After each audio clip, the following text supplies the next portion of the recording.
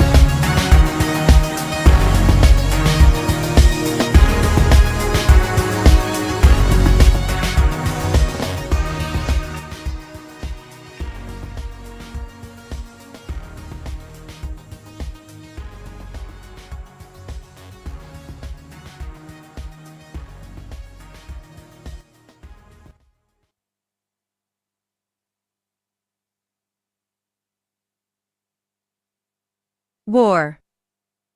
I said don't splash me. Rocky's irritated bark was only met with laughter, as the mixed breed shook the water off himself.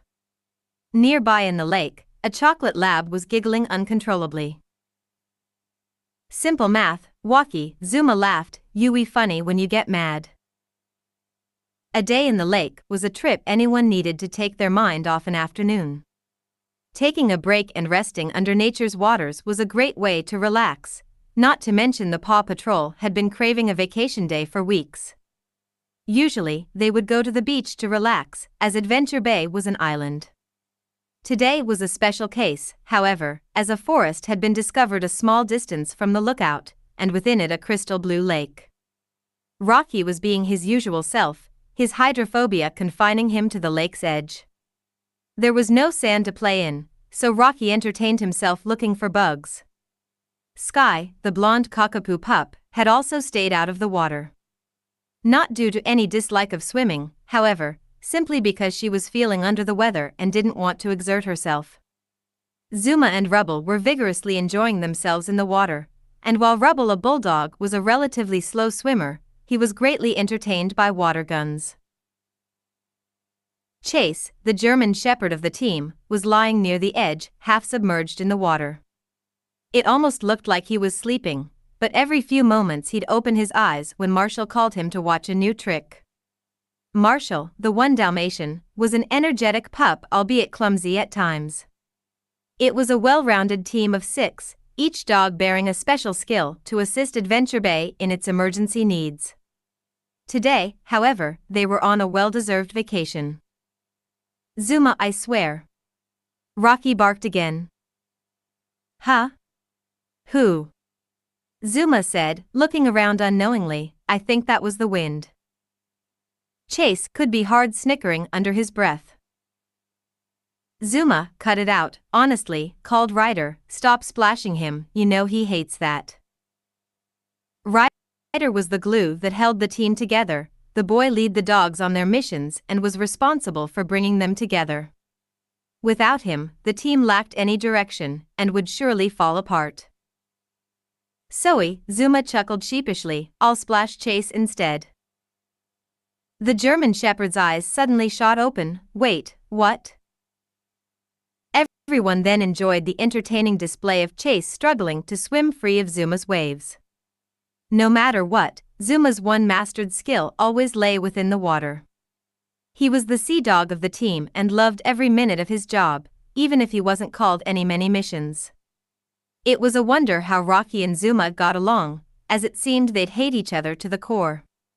No matter their trifles, the team knew one another and always had each other's backs. Ooh. Splash me. Rubble bounced in the water. I don't think that'd be fair. Zuma turned. Zuma was never really able to get his speech impediment taken care of, leaving him slurring his R's. For reasons that included both him being insecure over it, and also feeling that there were more important things that needed his attention. Even then, many offered to help him with his speech, only to be met with a polite decline. Why not? I don't think you'd be able to escape me. At all. Yes, splash Rubble, go for him, Chase pleaded. Big German Shepherd afraid of the water? Marshall smirked. No, I'm afraid of what could be in this lake, disease and stuff. Rocky rolled his eyes, ironic, considering we go to the beach all the time. And everyone knows that water is far from clean. What do you know about clean, trash boy? Marshall laughed. Chase shot Marshall a look, surprised at his change of tone. It's recycling, the mixed breed shot back. It's one of the cleanest, most efficient ways to clean up the earth. Oh sure, the Dalmatian grinned. Forget finding the cure of cancer, let's all recycle. Marshall. Ryder called, seriously, what is up with you all? Play nice. The bickering eventually died down, leaving Rocky with an irritated look, only for it to instantly die away as he found a millipede under a rock. Marshall swam back over and settled down next to Chase, who was still looking at him oddly. Sky watched the whole ordeal, and if she hadn't been sick she'd probably jump in to break them up. Where did that come from? What? The trash boy, it's not like you to insult pups to their faces. Hey, I wanted to get in on the fun. Marshall held up his paws defensively. I never really get a word in around here most of the time. Okay, well, Chase shrugged, can you tone it down next time? All right, Chase. Every once in a while, Chase appreciated Marshall's obedience when it came to following orders. The Dalmatian didn't stray out of line too often, but it was good enough that he at least listened to leadership, unlike Zuma. Even if the pups had minor disagreements, they rarely fought, and Ryder eventually taught them to apologize, forgive, and forget. That didn't mean some pups would need a little space, however, and even though Rocky wasn't mad at the insult flung in his face, he found himself wandering off. Hey Ryder, he called over his gray shoulder, can I go explore the trail we came in on? Go ahead, the boy waved, just be careful and be back soon. The mixed breed happily pushed himself through the shrubbery as the dogs behind him simply shrugged.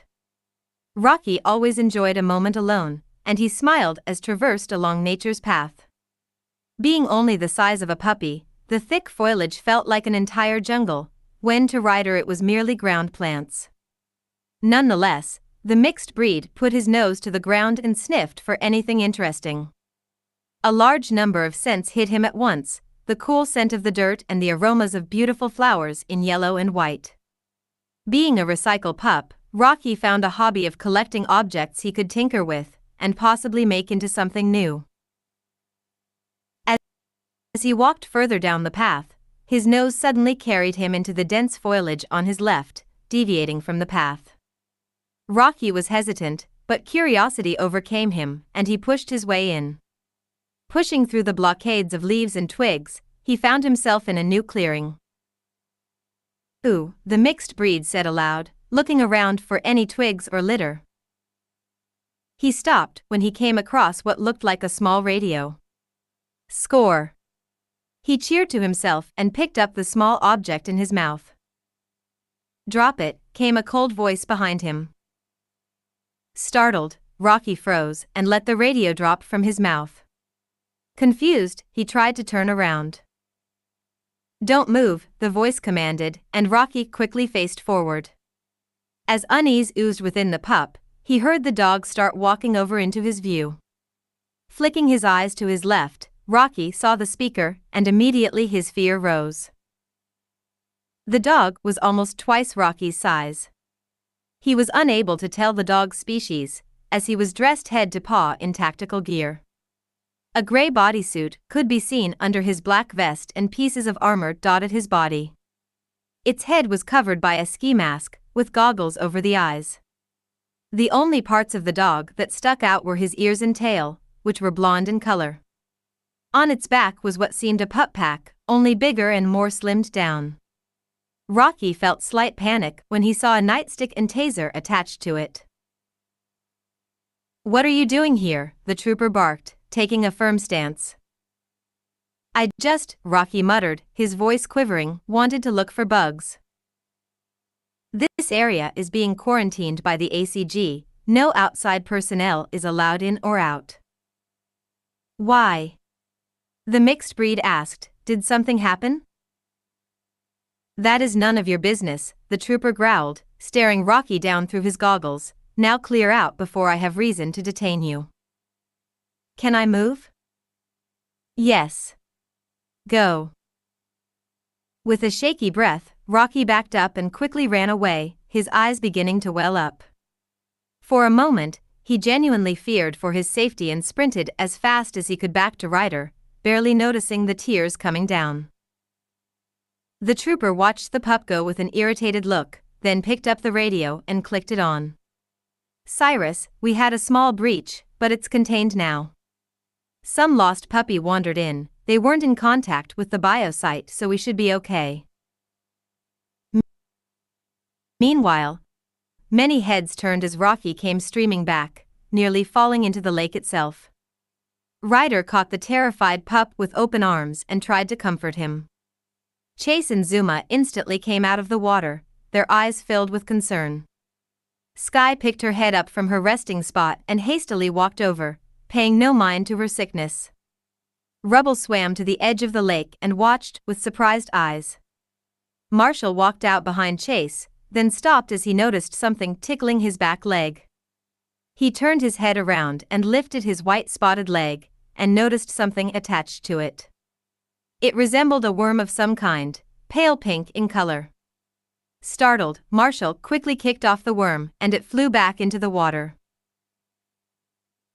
The Dalmatian gagged, but quickly shook himself off and went to Rocky's aid, reminding himself to take a bath later. The pups soon went home, Ryder carrying Rocky. As they left, Chase turned back to look at the lake, narrowing his eyes. For a brief moment, he swore he saw something moving in the foliage. He sniffed the air for a moment, only for Ryder to call him. With a final look, Chase turned and joined back with the team.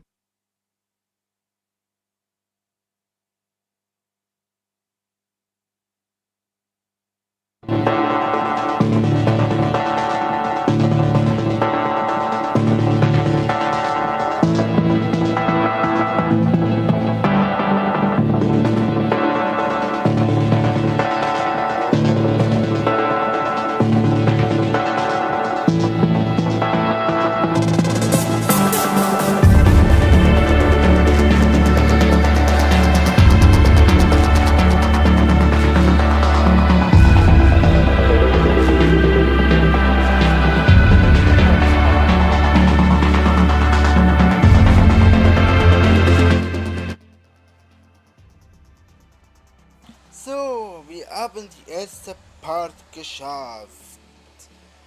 Vielleicht morgen werde ich Part 2 und 3 zusammen machen oder nur Part 2. Das werde ich entscheiden. Oder ich werde euch fragen, welchen Part soll ich es machen? Nur Part 2 oder Part 2 mit der Part 3? Das werde ich euch entscheiden lassen. Ja Leute, danke fürs Zuschauen und hoffentlich wir sehen uns morgen wieder für eure Entscheidung, wie viele Part, ob es wird 2 oder nur eine Part anhören. Und ja Leute, wir sehen uns morgen wieder. Bis dann. Bye.